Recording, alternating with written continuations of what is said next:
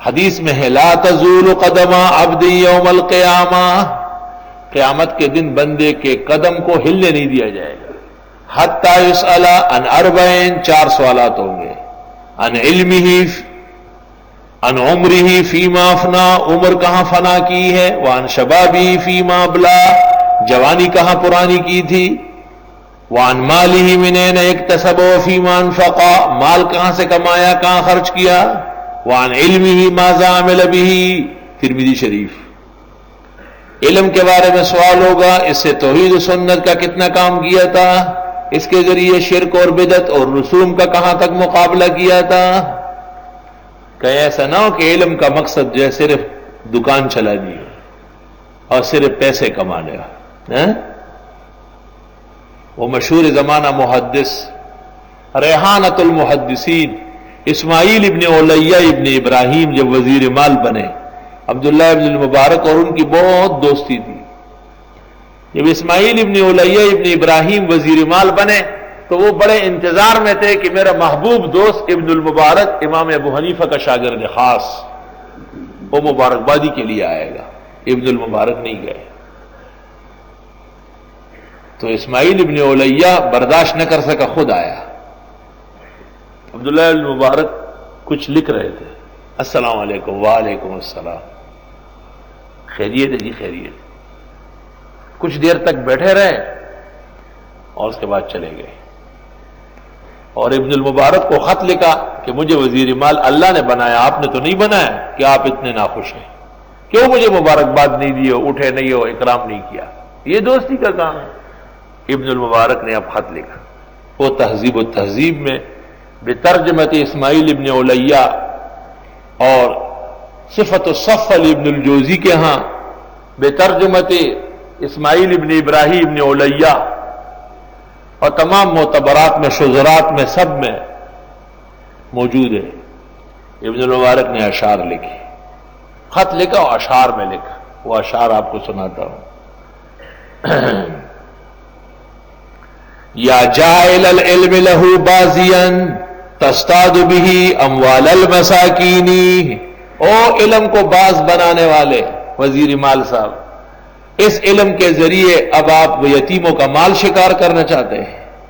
احتلت للدنیا ولذتها بحیلۃ تذهب بالدین، تم نے چال لڑی ہے دنیا کے عیش و عشرت حاصل کرنے کے لیے، یہ ایسی چال ہے جو تیرا دین تباہ کر دے گی۔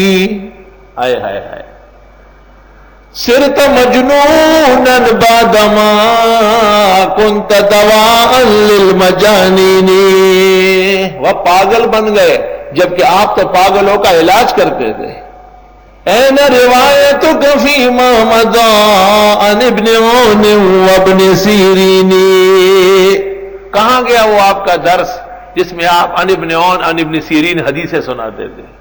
این روایتک فیما مضی عن ابن عون وابن سیرین، این روایتک فیما مضی فی ترک ابواب السلاطین، آپ تو پہلے لوگوں کو سمجھاتے تھے کہ بادشاہوں سے دور بنے، آپ خود بادشاہ بننے کے چکر میں ہو۔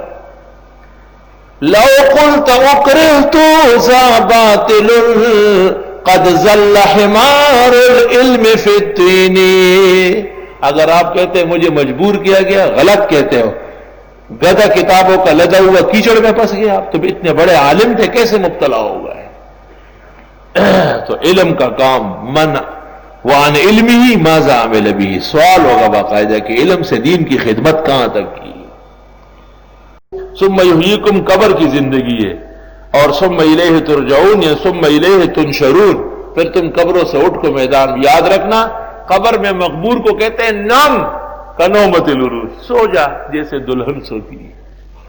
تو دلہن جو پہلی رات کی خاون کے انتظار میں سوئی ہوئی وہ سوتی ہے تو پوری طرح جاگتی ہے۔ یہ نہیں فرمایا کہ مت ختم ہو جا، جیسے پنجاب کے چتروڑے متروڑے کہتے ہیں، مت نہیں فرمایا، نم، نام ہے نام النم، سو جا کنومت العروس۔ اور سن لو، قبر پر جب آپ گزرتے تو کیا کہتے ہیں؟ السلام علیکم، سارے مسلمانوں کا عقیدہ ہے پنجپیر مولانا صرف شیخ القرآن مولانا سب قائل ہیں کہ سنت طریقہ ہے۔ سوال یہ ہے کہ میں جو دفتر میں سویا ہوا ہوں، آپ نے دروازہ کھولا، دیکھا کہ ہمارے استاد سو رہے ہیں، تو آپ پھر کہتے ہیں کہ السلام علیکم؟ کیوں؟ انتظار کرتے ہیں جاگنے کی۔ تو پتہ چلا کہ وہ قبر کی نیند وہ حیات کی ایک قسم ہے، اس کو السلام علیکم بھی سنت طریقہ ہے، جبکہ زندگی میں جب ہم سو جاتے ہیں تو ہم کو سلام نہیں کیا جاتا۔ اور عام مسلمان مردوں کے لیے حکم ہے، اذا مررتم علی القبور فقولوا السلام علیکم یغفر اللہ لنا ولکم نسأل اللہ لنا ولکم العافیہ انتم سلفنا ونحن بالاسر۔ ہمارے ایک ساتھی تھے، ترمذی شریف میں جب یہ الفاظ آئے وَإِنَّا إِن شَاءَ اللَّهُ بِكُمْ لَاحِقُونَ، کہتے ہیں میں تو نہیں بولوں گا انشاءاللہ علیکم، میں تو نہیں جا رہا، کہتے یہ تو آج ہی مر جاؤں گا، حدیث کے الفاظ ہے وَإِنَّا إِن شَاءَ اللَّهُ بِكُمْ لَاحِقُونَ، بس انشاءاللہ ہم بھی آ رہے ہیں۔ میں نے کہا انشاءاللہ کا پیٹ بہت بڑا ہے، 50 سال بعد بھی مرو گے نا تو انشاءاللہ پہنچ گیا ایسا۔ تو پتہ چل گیا کہ قبر کے اندر حیات برحق ہے، لیکن قبر کی شایع نشان حیات۔ ہم ان مبتدین جیسے نہیں ہے کہ جی آ گیا وہ تاج والا، آ گیا وہ تاج والا، اور فلاں بابا آ گیا اور فلاں بابا آ گیا۔ بابے قبر میں ہیں، خدا تعالیٰ توفیق دے تو وہی سن لیتے ہیں، وہی سے دعا بھی فرما سکتے ہیں، عند القبر تلاوت سے ہی متلذذ و مستانس ہوتے ہیں، لیکن من بعید انبیاء کی شان ہے کہ ان کو فرشتے پہنچاتے ہیں، اور غیر نبی مقبور من بعید برحمت اللہ و بکرامتہ و بخرق عادتہ یسمع اما العادہ والسنہ المتوارثہ فلا یمکن وحرام علی قریۃ اہلکناہا انہم لا یرجعون۔ کیف تکفرون باللہ، کیوں کر کفر کرو گے اللہ کا، وکنتم امواتا، اور تھے تم غیر موجود، فاحیاکم، پس اس نے زندگی دی تم کو، ثم یمیتکم، پھر وہ موت دے گا تمہیں، ثم یحییکم، پھر تمہیں زندگی دے گا، ثم الیہ ترجعون، پھر اسی کی طرف لٹائے جاؤ گے۔ یہ پہلی نعمت ہو گئی کہ اللہ نے ہمیں وجود بخشا، اللہ نے ہمیں حیات نصیب فرمائی۔ حدیث میں ہے لا تزول قدم عبد یوم القیامہ، قیامت کے دن بندے کے قدم کو ہلنے نہیں دیا جائے گا، حتی یسأل عن اربعین، 4 سوالات ہوں گے، عن علمہ، عن عمرہ فیما افنا، عمر کہاں فنا کی ہے، وعن شبابہ فیما ابلا، جوانی کہاں پرانی کی تھی، وعن مالہ من این اکتسب فیما انفق، مال کہاں سے کمایا، کہاں خرچ کیا، وعن علمہ ماذا عمل بہ، ترمذی شریف۔ علم کے بارے میں سوال ہوگا، اس سے توحید و سنت کا کتنا کام کیا تھا، اس کے ذریعے شرک اور بدعت اور رسوم کا کہاں تک مقابلہ کیا تھا۔